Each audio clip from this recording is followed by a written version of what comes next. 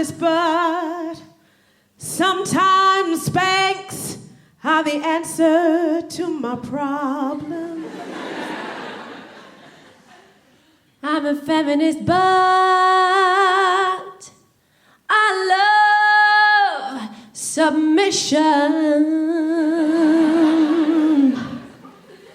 I'm a feminist, but sometimes I don't want my hair to be a power symbol. It's just hair. I'm a feminist, but some days I think more about wanting a thigh gap than closing the pay gap. I'm a feminist, but sometimes I just want to watch a romantic comedy and pretend I'm J-Lo.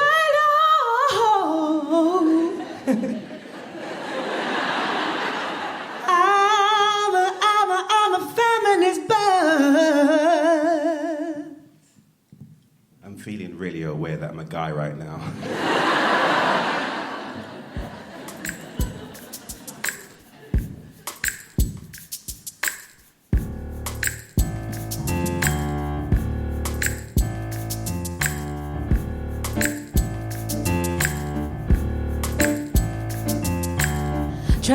Trying to rain on the thunder.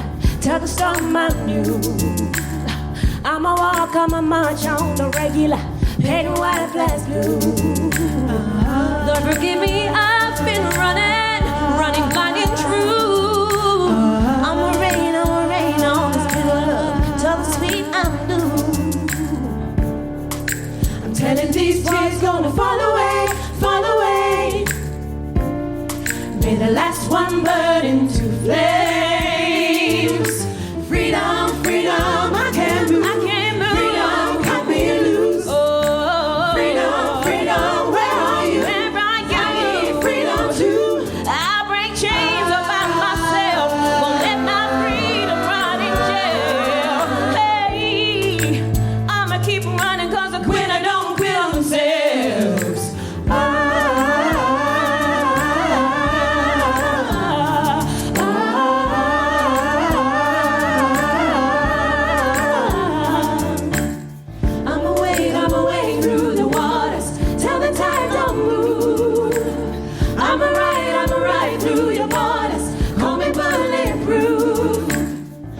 Forgive me, I've been running through. I'ma wait through your Charlotte. Tell the sweet I do. I'm telling these tears gonna fall away. Oh, may the last one burn into flames. Freedom, freedom, I can't move. Freedom, cut me loose. Oh, freedom, freedom, where are you? I break chains about myself. Won't let my freedom run in jail. Hey, I'ma keep on running 'cause the winner don't quit on themselves.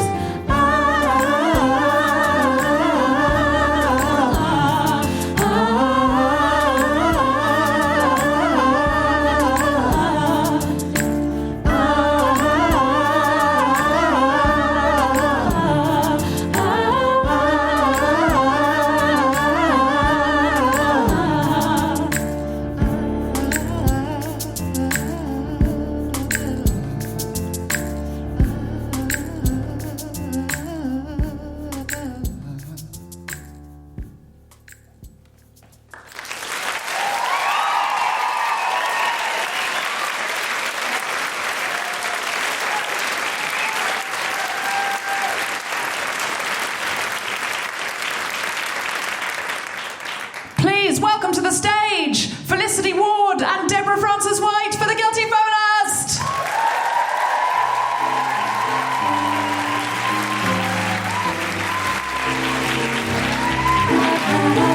Live from King's Place in London, the Sports Name Shop presents an International Women's Day special edition of the Guilty Feminist with Deborah Frances-White and co-host Felicity Ward and our very special guest, Clémence Poésy.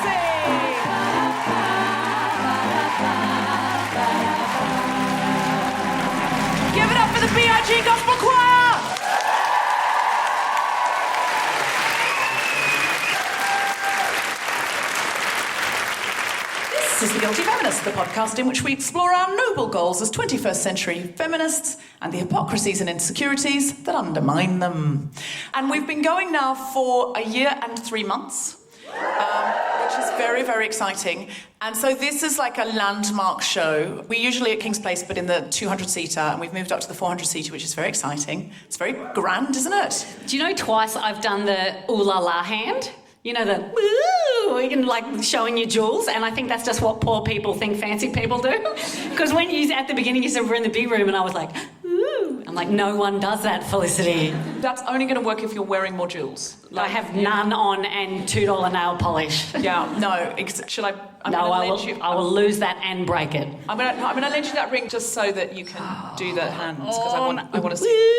See, that works better. Yeah, that works better. I still look like a witch lady. No, I have you don't. Unbearably flexible wrists. No, you look beautiful. Oh, let me sell you some potions. Some of you may notice that the part of Sarah Pascoe tonight is being played by Felicity Ward, because Sarah Pascoe got caught up with comic relief. Did you see she's singing and dancing for comic relief? Yeah. Please vote for her. She has something called a career. No. I have available time. No. It's very difficult to get Felicity Ward, but we were able to because it was a Monday night. Do you know what? I actually had to cancel a gig. Do you know what it was? Sarah Pascoe's new material night. So she's too down for that show. Yeah, absolutely. I have to admit, if I've wanted a particular comedian to come and do this show, I'm going to admit to you that when they've said, oh no, I can't because I'm doing something else, I've just texted them back 3 words, which works every time. Feminism needs you. Isn't that emotionally manipulative? Well done. I'm proud of you. It does work. So today, for the very first time, we're going to talk about feminism as a topic. So as regular listeners know, just cheer if you're a regular listener. Cheer if you've never been before or heard it before. So you've never been or heard it before? They've been dragged along. Oh, are you plus ones? Yeah, you can hear uncertainty in their voices. Yeah. Okay. Like, I don't know what this is. You're a plus one. But you didn't prep by quickly listening to an episode so you could be in the gang. Okay, it's not normally like this. It's not normally as good. We don't have a choir. So don't expect that all the time when you listen. Don't be like, this is terrible. There's no choir in this. I'm turning it off. Okay. Do you feel pressure, though, when you're like, oh, no, this is a special one, and then what if they don't like it? I have mental health issues. Undermined by low self-esteem. Is that apparent? I don't think so. Hello. I am very concerned that people should like me, but I feel the full confidence of the choir that they will like the show tonight. Okay. I feel like if they don't like the show tonight, there's something wrong with them because there's a choir. So I feel like so much responsibility is lifted off me because I have a choir. I think that is a great way to show confidence and alienate the new people. Congratulations. No, I don't think they do feel alienated. I think if you're ever having a bad day at work, say you've got a big project on and you're thinking, I'm really lacking confidence, I've been put in charge of this, I don't know how I feel about it. Take a little gospel choir to work with you. just no more than 4. Like, don't overdo it. Don't overdo it. Like a 4-person gospel choir. And just have them walk behind you singing feminist anthems. Yeah. And say you have to give the big presentation to the senior partners. It is at this point that you want them to open and close the presentation. Never explain it. Yeah.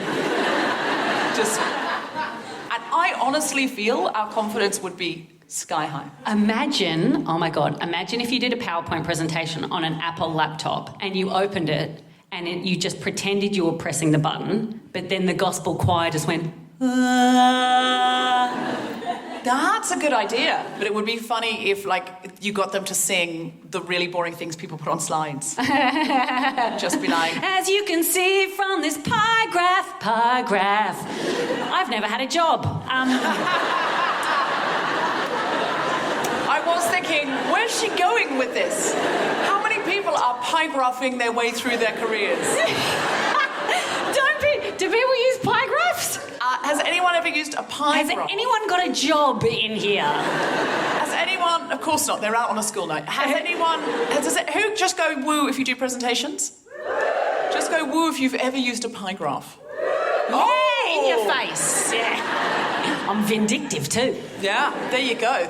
I'm saucy. I was wrong. They use pie charts all the time. Anyone shout out what they were demonstrating with their pie chart? finance. I thought you said pineapple. I'm like, whoa, Again, that'd be Felicity. a pineapple chart. Again, Felicity, you've never had a job. Well, Pineapple pie chart. it's like a pie chart, but it's got a fancy hat.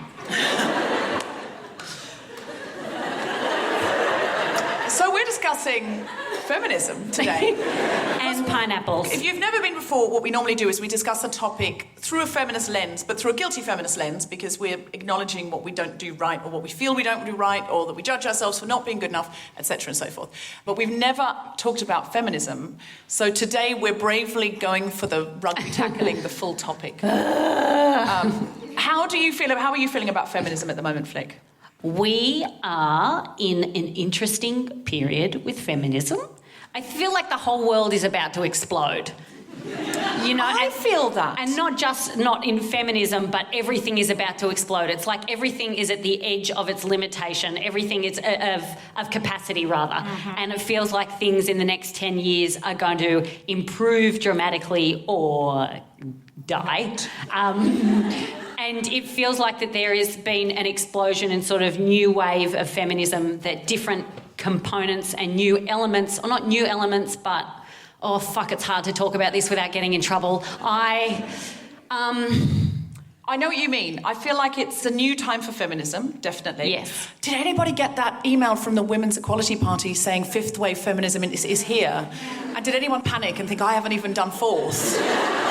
Wasn't it? It was like getting an email from Sandy Toksvig and thinking, I haven't done my homework, Miss Toksvig. I genuinely panicked. And then they said that they would unveil a fifth wave feminism, and I haven't had the unveiling. Fourth wave feminism hasn't been around long enough to have a fifth wave, has it? Oh, come on, fourth wave feminism is third wave feminism with podcasts. Yeah. It is. It's plus hashtags. It's sort of, yes, but now we can talk to each other and find each other. But also, people who don't like feminism can find us to tell us that it's cancer. And that's the important Twitter part. every day they can As find long us. as the people who hate us can contact us, it means we've won.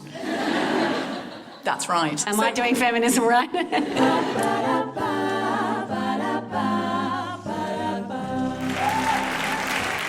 will you welcome Deborah Frances-White?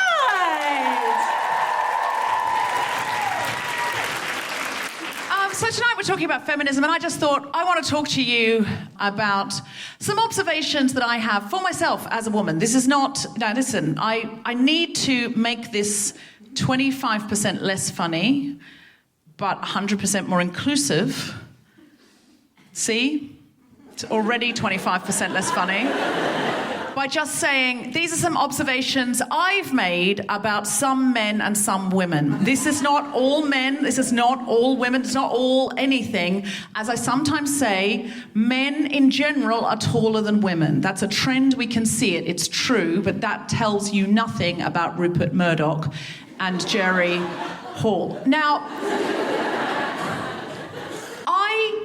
sometimes I have a lot of gay friends, being a woman in show business, and sometimes they'll refer to themselves as ladies. They'll be like, hey ladies, get her. And I do not really like it when gay men refer to themselves as women, because gay men are men. They are men. They're testosterone-fueled men. I know this because about a year ago, I was asked to host the big gay away day for a big corporate bank. And they said, you sure? Are you finding it funny that a corporate bank would have a big gay away day? Oh, they have big gay away days. Do you work for a big corporate bank? Oh, no. Okay, just 3 people found that funnier than anyone's ever found to anything. So a lot of big corporations now, they'll have like a women's network and an LGBTQ network, and so they will then have a big gay away day. And they said, do you want to host it? And I was like, are you sure? Because I'm not LGB or T, unless you count that week in university, unless you count 1999. And they were like, no, it'll be great, we love you, and I was a little nervous at the top, like thinking, why am I hosting this? But it turns out a funny girl in red shoes can become a gay icon inside 25 minutes. They did love me. At the end of the day, we went for dinner, we went for drinks, we went for more drinks, and it was 2:00 in the morning when they said, right, Matt said, right, Matt's the head of gay at this company. He's true, he's the global head of gay. And we were standing in Soho, and I said, I'm going to go home. And he shouted down the street at me, Deborah, if you don't come to Shadow Lounge, I'm never going to talk to you again. And I went, because he meant that. Anyone here been to Shadow Lounge? Yeah, it's a wonderful world, isn't it? It's a wonderful... I'd never been there before. But they took me down into this basement in Soho where, I mean, you've got to go there. The men behind the bar were wearing trousers that had fronts but no backs. Just bums. Look, I'm not making that up. Genuinely, they were wearing bumless trousers, and they poured out this liquid for me. And please bear in mind, I was with like 100 gay men who'd been watching me on stage all day. I was the only woman. And they poured out this liquid for me that I can now only think of as a Geiger bomb. Now, I had never had this drink before, but it is more potent than anything anybody has ever drunk before. And they made me have several Geiger bombs, and then they took me out onto the dance floor, and the grinding commenced. Now, the way a gay man dances with you in public, it would be inappropriate for a straight man you were sleeping with to dance with you like that in private. I mean, I would call it dry humping, but it was moist. And then some sweet young gay man, probably an intern or someone on the graduate program, would take me into a booth, tell me his coming out story, and cry. And it went on like that. Geiger bombs, grinding, cry. Geiger bombs, grinding, cry. Geiger bombs, grinding, cry. Until it went Geiger bombs, grinding, into a booth with a young man who I thought would tell me a coming out story, but there was no coming out story. There was no coming out story at all. No, this young man put his tongue in my mouth. And more grinding happened. And I thought, this is probably just an extension of the grinding. This is just something, it's just a gay thing, it's just a fun thing, it's just a fun thing, it's just a fun thing. It's just a joke he's done, it's just a fun thing. But his tongue started to feel more and more straight. And so I pulled mine out and went, do you work for Bank of Scotland? And he looked at me like, that's a weird fetish. And I went, no, were you on the big gay away day? He went, no. And I said, so were you gay? He went, no. And I went, oh. And he went, do you want to get out of here? Why don't you come back to my place? And I was, I was in this sort of Geiger bomb-fueled sort of feeling, and I was sort of, the gay men had done all the foreplay because, they'd bought me all the drinks, rubbed up against my area, and then given me emotional truth. What more could anyone have done to prepare? But something was coming back to me in my Geiger bomb-fueled haze, and it was that I am married.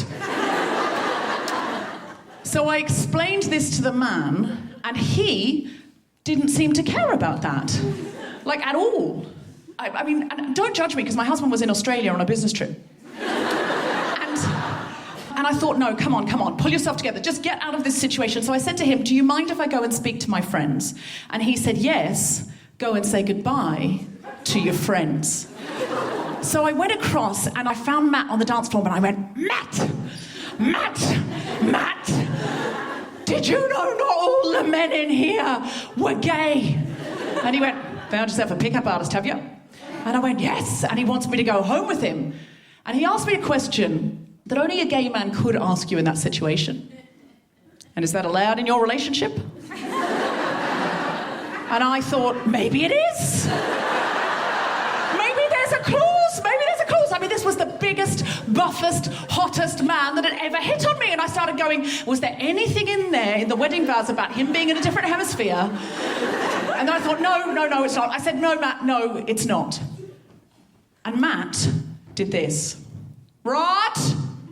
Everybody's saying I night to Deborah. Deborah's going home. Scotty, come over here. And Scotty, who's this big other Aussie bodybuilder of a guy, got on one side of me and Matt got on the other side of me, and they started frog marching me out of the club. And the pickup artist saw what was happening, and he came around and said, what are you doing? What are you doing? And Matt looked down at me and went, you do not engage, you do not engage. You keep walking, you do not engage. And they just walked me past the pickup artist, and I said, I think I should probably have my tongue in his mouth. I should probably say goodbye. And Scotty went, nah, we've all done the passion dash love. I wouldn't worry about it.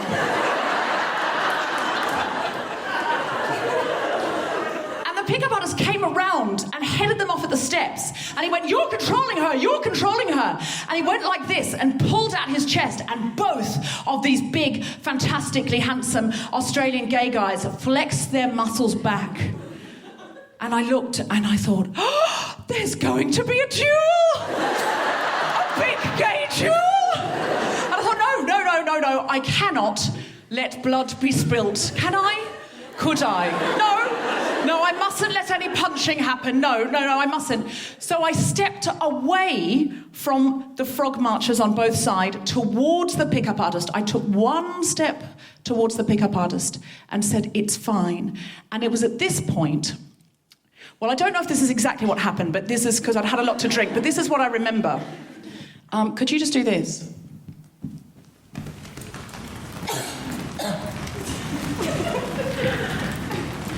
A rope dropped down through the roof of the gay club. I looked up to see a hole in the ceiling of the gay club. A chopper floated above the ceiling of the gay club. Matt looked up and went, go, go, go, go, go, go, go. I climbed the rope, and the rope lifted me out of the gay club into a chopper. The chopper was full of handsome, suited gay soldiers. They said, we'll get you home, man. We'll get you home, man. Ma'am, yes, ma'am. And they floated the chopper over the roofs of London until it floated over the top of my flat in Camden Town and dropped me through the roof, where I woke up in bed the next day. I can't guarantee you that's exactly what happened, but it was definitely something like that. It might have involved one of those pedicabs. Anyway, this is why I say gay men and men. Because if I'd been at that club with women, this is what would have happened. Can I just go and talk to my friends? Yep, go and say goodbye to your friends. Mandy! Did you know that not all of the men in this club were gay? Found yourself a pickup artist, have you? Yes, and he wants me to go home with him. And does he know you're married? Yeah, I think I did say that. Right, where is the bastard? I'm going to talk to him. Mandy would have headed straight over to the booth. There would have been 25 minutes of loud confrontation, 25 minutes of shouting and crying, and I would have gone home with the pickup artist.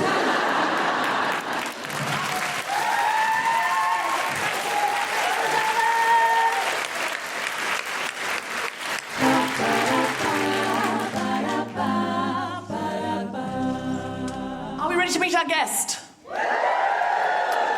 She is a fantastic actress and a wonderful feminist. I should say actor. We discussed this in the dressing room and we decided on actor in the end, so we didn't get tweets. But she's French and very fancy. You will know her from such films as Harry Potter. Oh, I pushed the right button there, didn't I? Expelliarmus, millennials.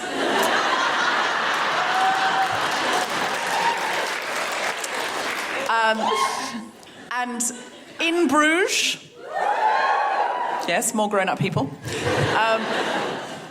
And from the fantastic television show The Tunnel, she's come all the way through the tunnel tonight from Paris. It's Clémence Poésy!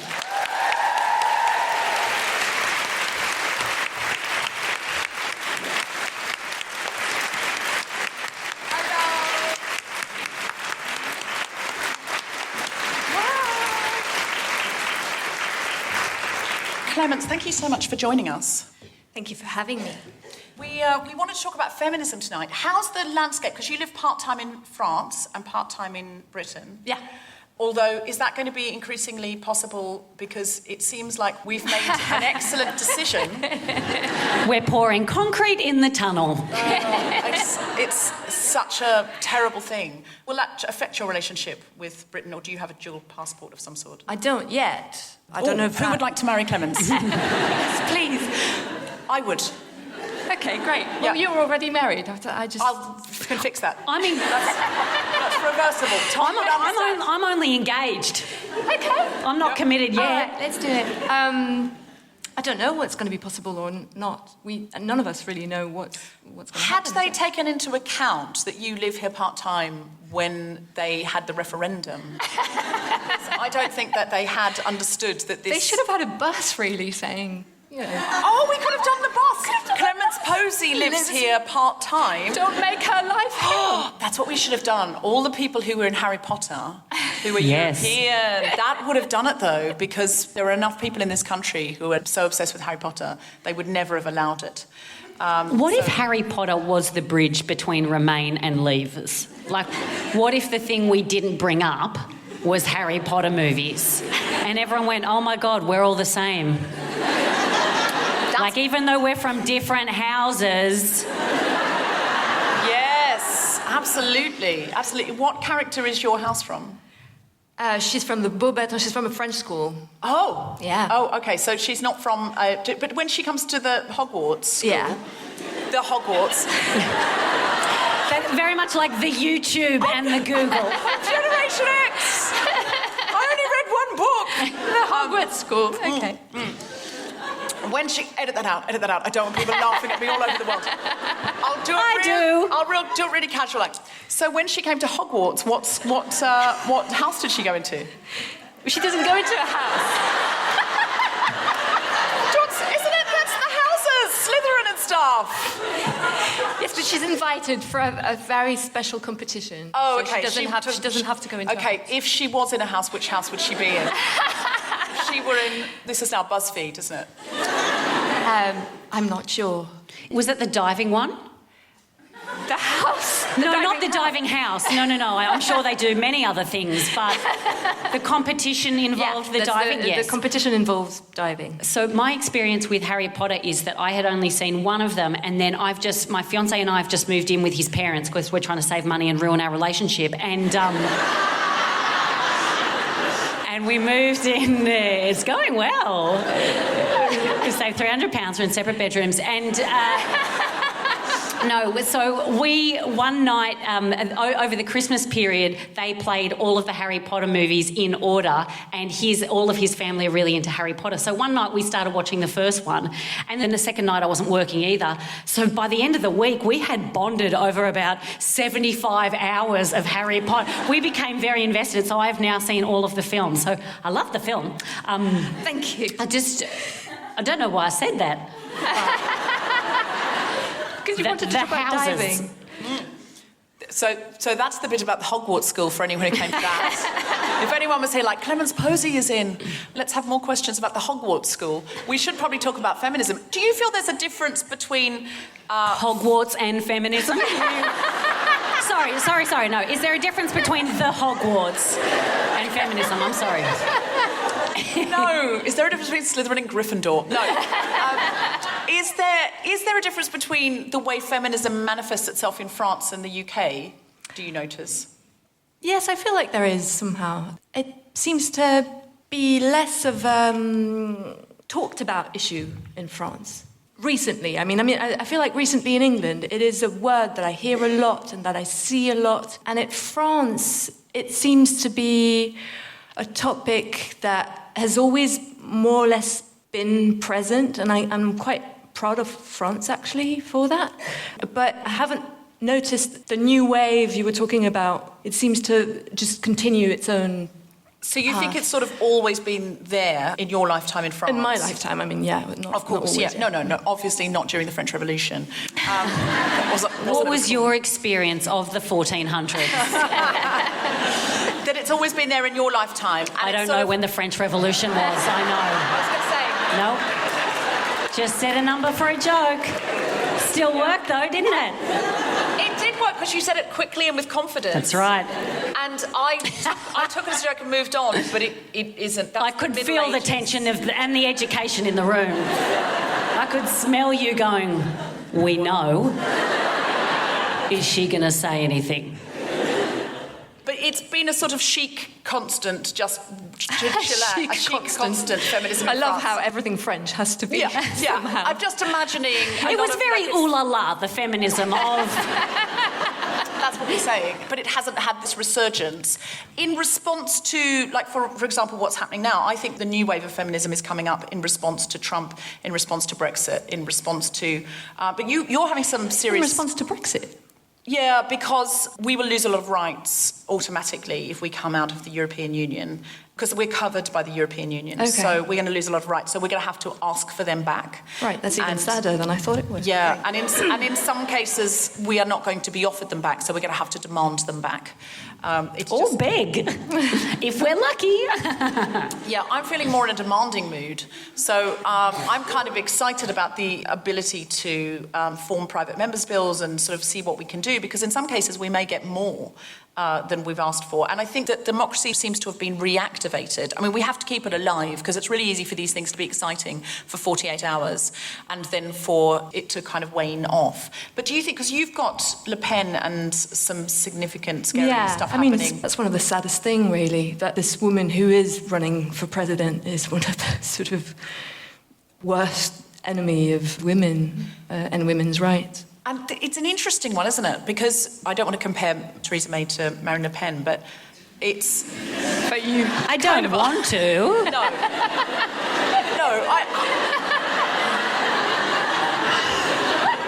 But although she is not as far right, she is still right, and she's still, you know, been responsible over the years for stripping money out of rape shelters, and other female legislation and protection has really not been given a lot of time, care or attention by the Conservative government, and now she's in power. It doesn't feel like she's going to sort of step up to the plate for women. Do you ever feel like we sort of make an assumption that women are going to be feminists, and we get disappointed when they're not, and do we judge women more harshly than we judge men under these circumstances? Do we, or I mean, do we, or do I? I don't. Oh, you're just welcome to speak for yourself. Yeah, thank you. And Gryffindor. Speak for yourself. And what's the French magic skill called? Le beau baton. Of course it is. Oh, beau baton. Beau baton. So if you could speak for yourself and beau baton, the women of beau baton, that would be great. I do. I can't help but do, really, because I don't really understand how a woman could not understand how. I mean, the even scarier one, if that's possible, is Le Pen's granddaughter, Marion Maréchal Le Pen, who's even younger, and who was the one who suggested that the equivalent of Planned Parenthood, I guess, should kind of completely disappear from France.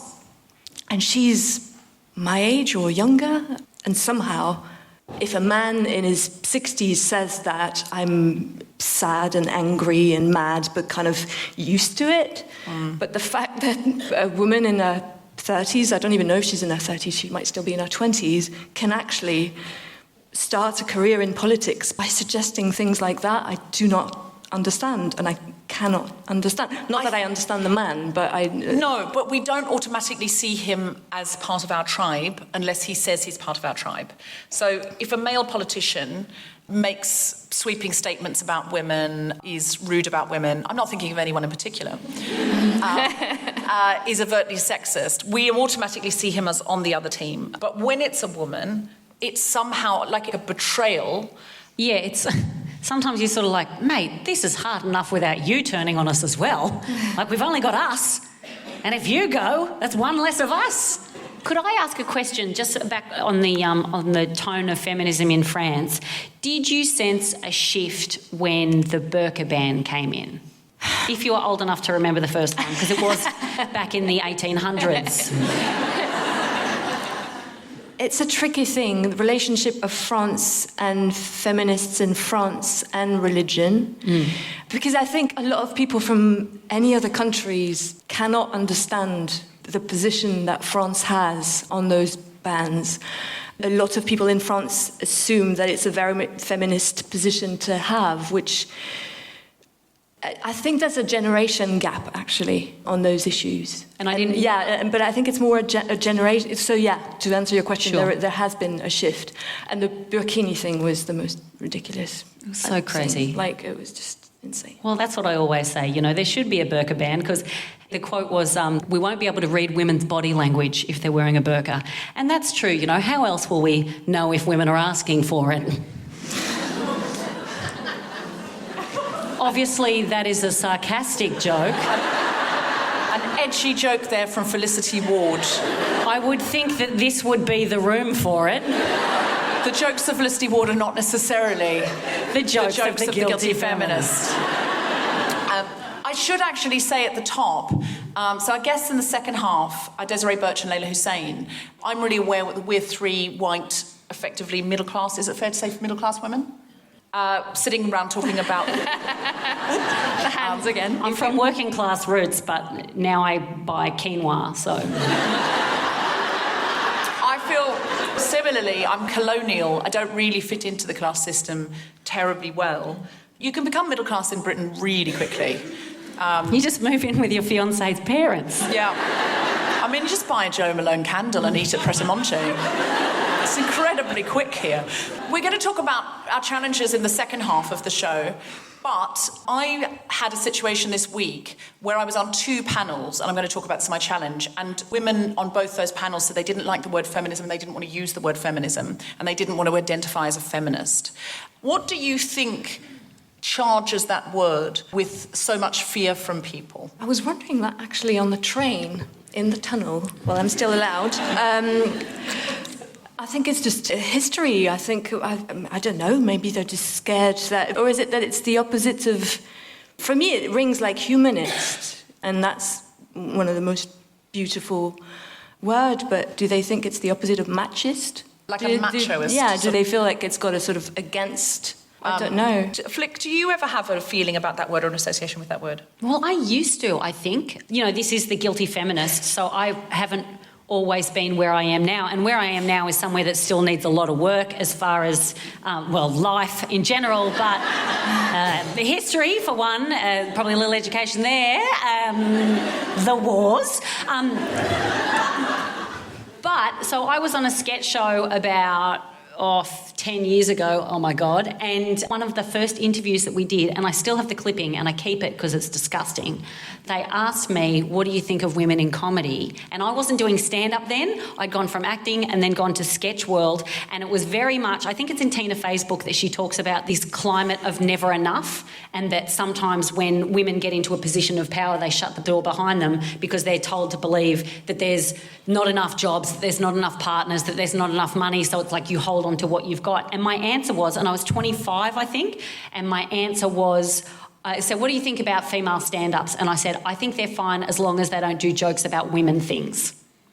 Yep, I said that, and I own that, and that is, I do not think that now, obviously, because I'm a stand-up.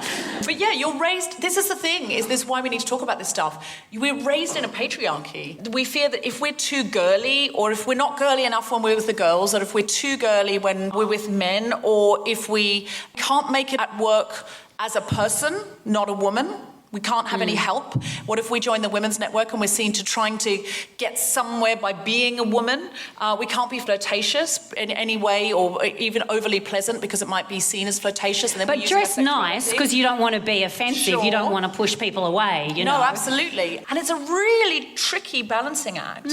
But I think there are times when we do judge women more harshly because we've been trained to do that. Yeah, absolutely. And I can't speak for anyone else's experience of how they grew up. I grew up in a household where my dad was the primary breadwinner, and he liked it like that. And then when my mum got a job, I can't believe I'm saying this on air, their relationship fell apart because he didn't like the balance shift.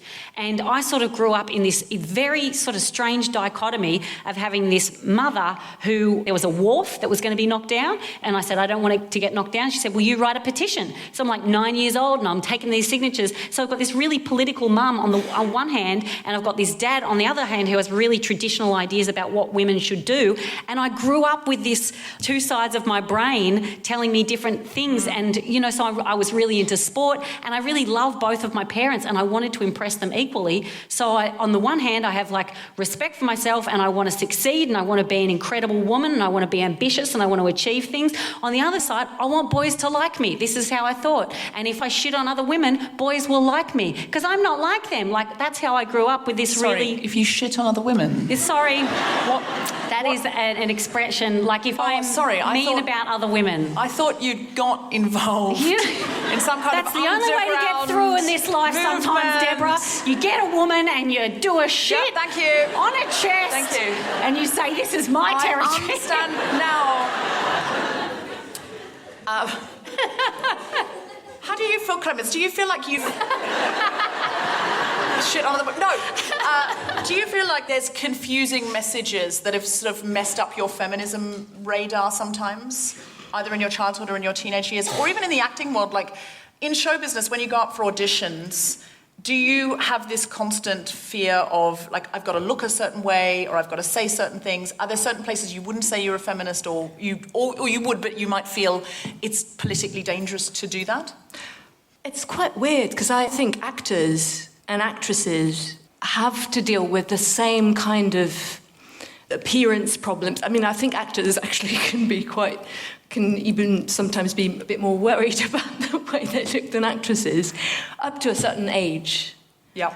And then there's just a gap, and there's no roles for women, and the roles for men are just becoming greater and greater. Yes. Because a man at 40 is at the sort of the beginning of his career and starts getting all the sort of really meaty parts, and a woman at 40 is starting to think of maybe doing something else. Right. If she's not in the very few that... If she's not doing more. She's not, or Judi Dench or Helen Mirren or Catherine Deneuve or... Meryl Streep. So... Good. Just contributing, guys.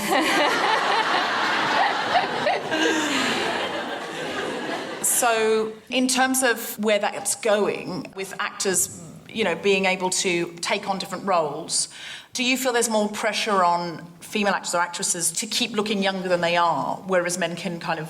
Well, I just noticed that male actors have less surgery than female actresses. Yeah.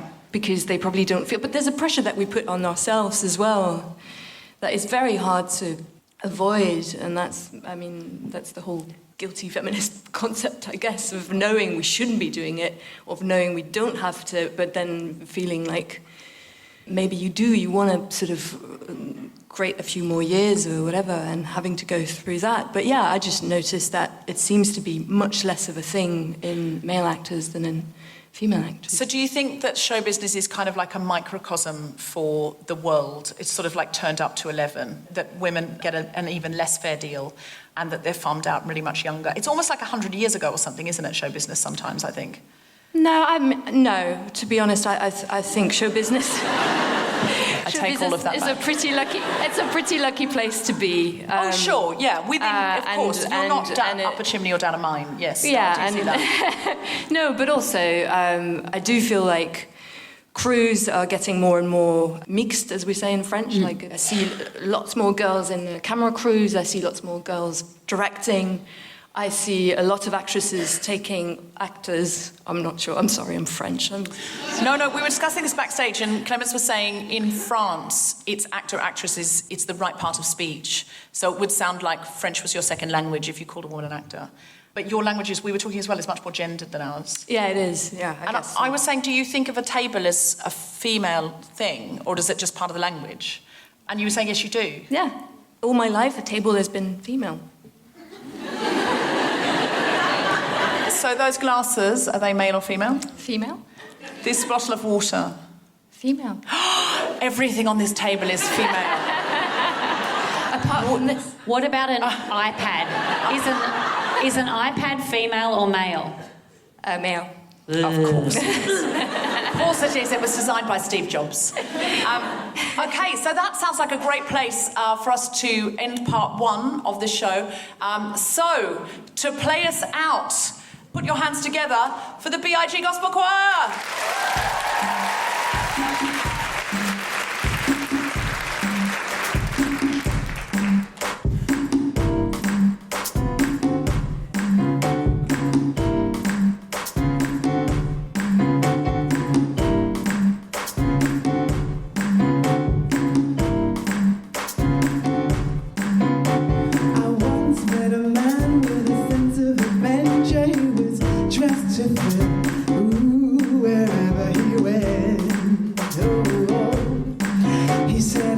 Let's make love on a mountain top, under the stars on a big hard rock. I said, in these shoes, I don't think so. I said, honey, let's do it here. And so I'm sitting in a bar, so I'm sitting in a bar in a Guadalajara. In was a guy with a faraway look in his eye. He said, I've got a powerful horse outside. Climb on the back and I'll take you for a ride. Know a little place we can get there by the break of day.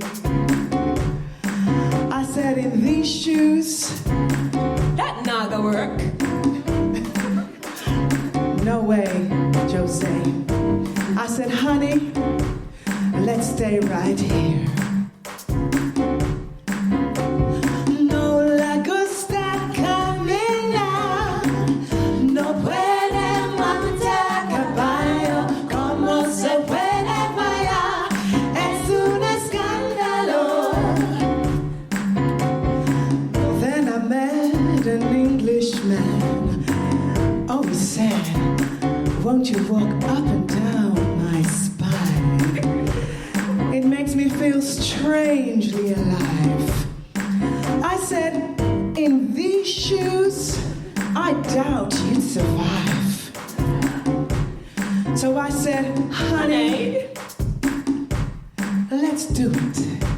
Let's stay right here. No le gusta caminar, no puede montar caballo, como se puede bailar, es un escándalo.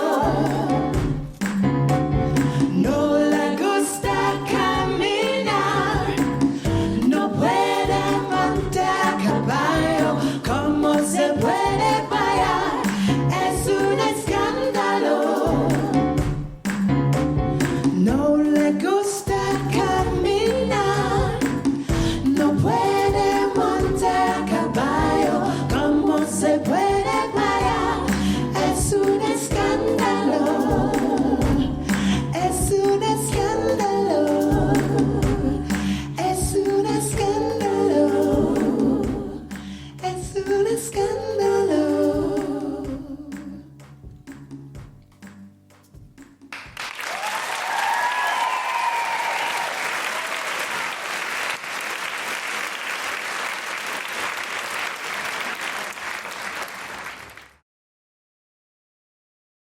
We're sold out tonight. We've been sold out for months. So I think some people, then they forget they have tickets or they have a work crisis. But it breaks my heart there are any empty seats because people were going, can I get a ticket? And I was like, you can't. She was really awful about it too. I heard some of the phone calls. She's rough. No, I wasn't. It upsets me. The word you used was, fuck you don't deserve a seat. That's what I heard. No, I think it was you. I didn't. I think said, it was you. If you're a better feminist, you would have bought a seat earlier. You would have invested in women earlier, so... All I'm saying. No, I did not say that. Hashtag I love you all. Hello, Guilty Feminists. Thank you so much for listening. Thank you for writing in. Thank you for all your support over the last year. Now, many of you have expressed a desire to get involved, to make some of these challenges real and alive, especially along the lines of career development, not apologising, stepping into the space. So we have some workshops. Now, these are just the start. We're just testing the waters here in London, and then hopefully we'll be able to bring them around the country and even wider internationally.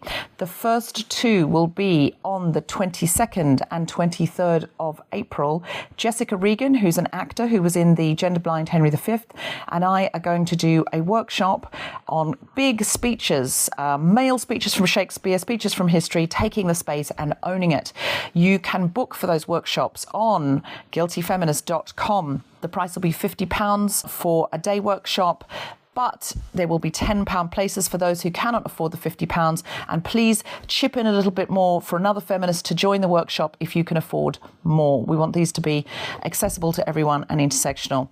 We also have more of a corporate leadership day. Many of you know that I go into the corporate world and work with women on taking up the space. So there's going to be a very big leadership event with me speaking and other brilliant people that you can work with, a special Guilty Feminist episode on negotiations with Suzanne Williams, who is well known for negotiating with people who have hostages for the government and for other organisations. And that is going to be an incredible special leadership day. Hopefully you can get your company to sponsor you to come on that if you are in the corporate world. That day will be £195, but again, there'll be £10 places. Please chip in more if you can, or pay if you can. If you can't, please write in and you can go on our list for a £10 place. Details of all these things are on guiltyfeminist.com.